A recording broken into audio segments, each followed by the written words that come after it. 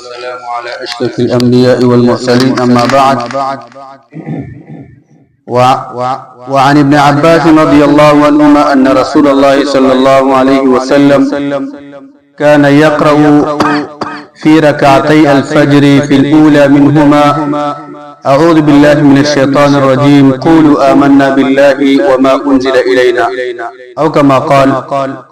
کتاب ریاض صالحین یو سلوونه من نمبر باب شروع باب عبارت دی کی چی د سحر د 2 رکعاتو سنتو لنواله او پاغه کې بکوم د قران حصہ د لستل کیږي. په دې باب کې سلورم نمبر حدیث ته عبد الله ابن عباس رضی الله عنه روایت ته چې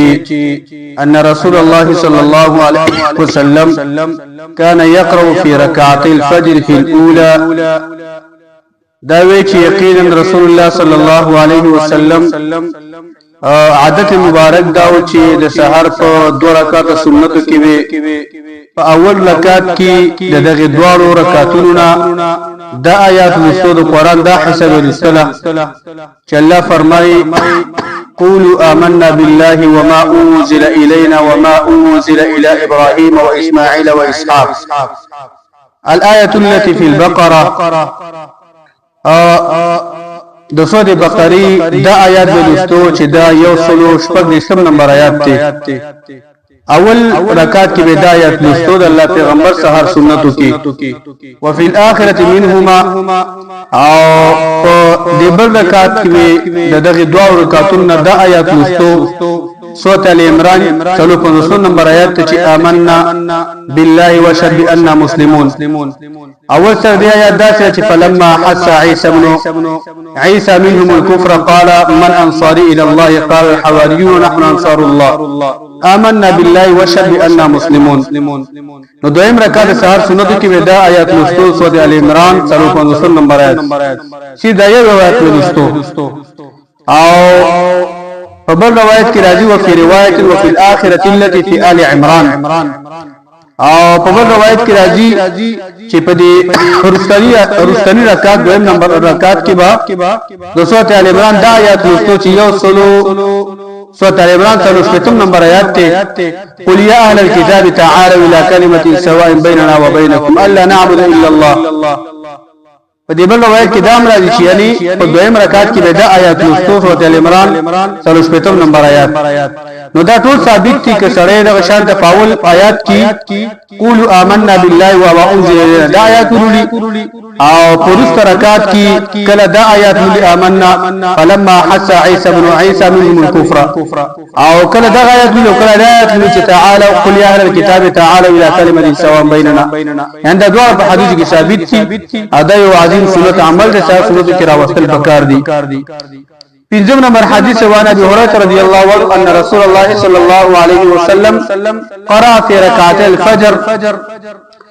دا روایت ابو هريره روایت ته چې یقینا رسول الله صلی الله علیه وسلم د سحر په 2 رکعات سنت کې به اول رکعت کې لوستو چې قل یا ایها الکافرون سورۃ او وقل والله احد او رستنی رکعت کې لوستو چې قل والله احد سورۃ. دام ثابت شو چې اول رکعت کې راشه نه قل یا ایها الکافرون سورۃ او دویم رکعت کې قل والله احد سورۃ اخلاص ته دا لوستل دا هم ثابت دي. شپږم نمبر روایت عن ابن عمر رضی الله عنهما قال عبد الله بن عمر روایت دا ویل چې رمقت النبي صلى الله عليه وسلم شهرا وما يومش نبی صلی الله علیه وسلم ته ډیر په غور باندې کتلی دي ډیر په فکر مو ته کتلی دي یومش چې الله پیغمبر عادت مبارک دا چې فکان یقرأ فی رکعتین قبل الفجر. الله پیغمبر صلی الله علیه وسلم د سحر د 2 رکعات فرض نمخ کی چې سنت دي 2 رکعات په دغه 2 رکعاتونو کې به دا سورته لوستل چې اول رکعات کې به قل یا ایها الکافرون لوستو او دویم رکعت کې وقل هو الله احد قل والله احد ورستو. دا روایت امام ترمذی دی او دا مکه روایت دي کو څنګه روایت د امام مسلم دی. معنی او مقصد دی خبرو دا دی حدیثونو دا دی چې الله پیغمبر صلی الله علیه وسلم په صحیح حدیثونو کې دا عمل مثال په صورت کې ثابت دی چې اول رکعت کې قل آمنا بالله وما انزل الینا دا آیات دلستو او رستا حرکات کی دغه شان را دو آیات ثابت دي فلما حتى عيسى منهم الكفر سورۃ ال عمران 3 نمبر آیات او پرستا حرکات کی دا آیات هم ثابت دي سورۃ ال عمران 3 نمبر آیات قل يا اهل الكتاب تعالوا الى كلمة سواء بيننا وبينكم او درسلو حیثونه دا ثابت شي چې د الله پیغمبر صلی الله علیه وسلم په قوله کافرون سورۃ دا پاول رکعت کې رسو او قل والله احد دا درسترو رست رکعت کې رسو نو که سره پاره من عمل کی